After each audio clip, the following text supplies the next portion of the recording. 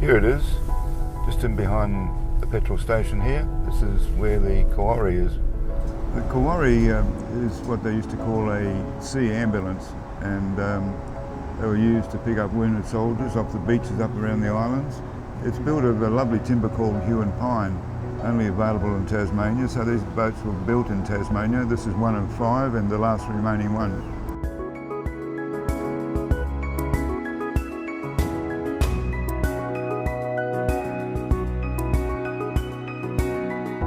It's a unique boat in that it's a medical boat.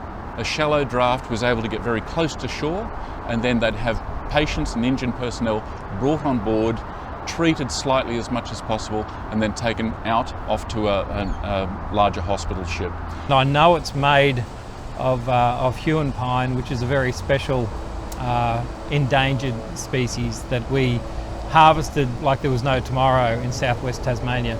The hew and pine grows incredibly slowly at only 1 millimetre of girth per year. It can live up to 2,500 years and only begins to reproduce at the age of 600 to 800. The tree's massive size and pliability and resistance to shipworm made the hew and pine prized timber for the shipbuilders of yesteryear. As we can see here, these timber planks run diagonally, and there's another layer underneath will run the opposite way, so this method is called double diagonal planking, and we can see a bit of wear and tear on the outside, but with a bit of a sanding back and sealing, that'll come up beautifully, that timber. We're very fortunate the timber itself is impervious to white ants and wood rot, so that's why it survived really. So we're very lucky to have the old girl, the Krawarree. I know that it holds a lot of stories to a lot of people. Because a lot of those people have now gone, I'm sure they have children, we're seeking out people that can tell their story that has something to do with the harvesting of the hew and pine, the building of the vessel, and people that actually were commissioned to work on this ambulance. The AH1733 was one of 5 boats built by E.H. Jack. It was made to be used during World War II as an army hospital ship, but the war ended before its arrival. It served in Papua New Guinea to evacuate post-war casualties to awaiting hospital ships. The Krawarree was able to carry 33 stretchers, an emergency operating table below deck, 2 nurses, a doctor and 12 crew. This ship is the only one left of the 5 that were built. I've done a lot of community things. This is one way out of my comfort zone, but I could see the value of it. I know that there were 5 commissioned, there were 4 built, and there were 3 sunk, and there was 1 left. So we formed a group called the Krawarree Project Limited with the aim of restoring this vessel. And so I met then Bob. Bob's a war veteran. He's served in Vietnam and has extensive knowledge of wooden boats, timber boats, especially this boat. He's followed its journey from where it's been for the last 20 years odd. I was at the Sanctuary Cove boat show one day, and a friend of mine said there's a lovely old timber boat out the back there. It looks like one of our old boats. And he said, would you mind having a look at it and see if you can check it out? So it was up on the Gold Coast, and it was sort of melting back into the bush up there, and it was fairly neglected. It was starting to have things taken off it. All of its precious things were taken, like its drive shaft and anything made of brass. It was then under the control of some Navy people who were calling it the Krawarree, and the Krawarree was one of the 5 vessels built during the war.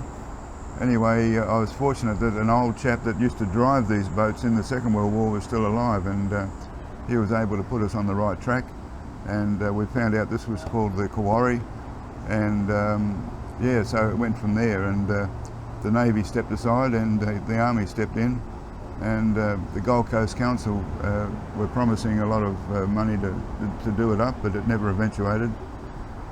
And unfortunately it sat in the paddock has sat there for the last 10 to 15 years up the coast, and you can see a lot of the deterioration as a result of that. Fresh water is not the friend of timber, and it's done its damage on the poor old girl, but we're hoping we can get it back to its original form and get it back in the water, because I think it deserves it. It's a World War II heritage listed vessel. We don't know how many lives it saved, but it's certainly out there with some of the old boats from the war.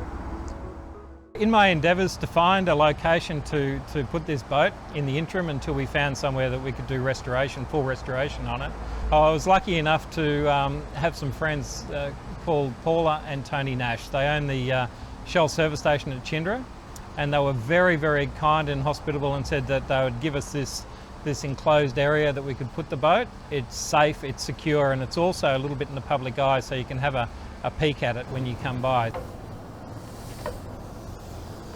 Okay, we're just entering the main medical area here, and down the sides of the vessel there would be access for 33 wounded soldiers. In the middle section here, down the centre line, there is an operating table, and above that a hatch which is able to open up, and by way of a davit mounted on the vessel, we can lift people straight onto an operating table. Just entering into the main machinery space here, the engine room, and you'll see there's quite a bit of rubbish here. We're cleaning up the vessel as much as we can. And over to our right, these are the old bearings from the propeller shafts here. Back in those days there wasn't a lot of material available. These timbers are what they call lignum vitae. It's a fairly rare African timber, and they used it as a bearing. You can see here the shafts went through that area there. There's some hull damage here. You can see the deck rotted away there to some degree, but if you notice, the hull itself was still reasonably sound. That's the hue and pine. We're coming up to the fuel tanks here on either side of us. As we go through, you can see the size of these fuel tanks. As I said, in the early days of the war, they had petrol engines in these boats, and unfortunately when you put a bullet into a tank of petrol, it quite often explodes, so the diesel engines were very good.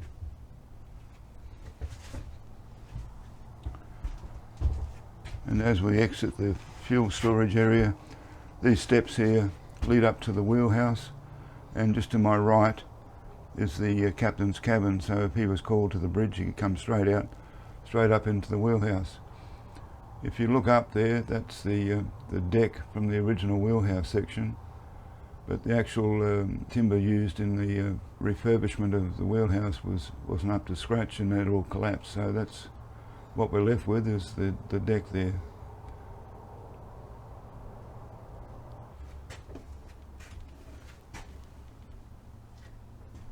Coming into the main cruise area here, we've got the toilet on the right hand side there, and crew accommodation. To our right we've got the stores area there. Just coming into the main accommodation area here, as you can see the bunks there. In addition to the cruise accommodation, we'd have the medical staff need to have somewhere to sleep as well. A lot of them would maybe hot bunk here or go up into the wheelhouse area, the main cabin. As you can imagine, in the tropics up here, and they'll be away for months at a time, and it gets quite warm. They have a forced air system through the accommodation here. You can see some of the fittings, the brass fittings here, still original.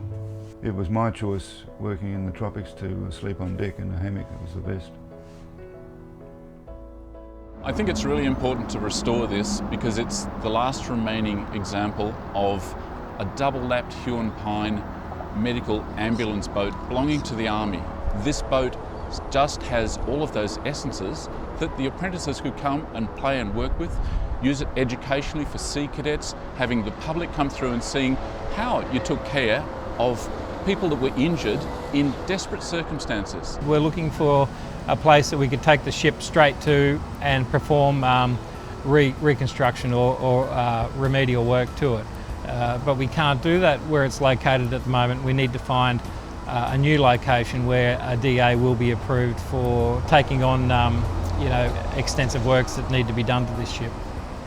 Built in Launceston out of the hue and pine, it's the last remaining one, so it's a unique example of not only a ship and a function, but just the materials, that beautiful wood that actually makes it unique on so many fronts that it really is a complete requirement that it should be preserved as the last standing, last floating image of an Army ambulance ship.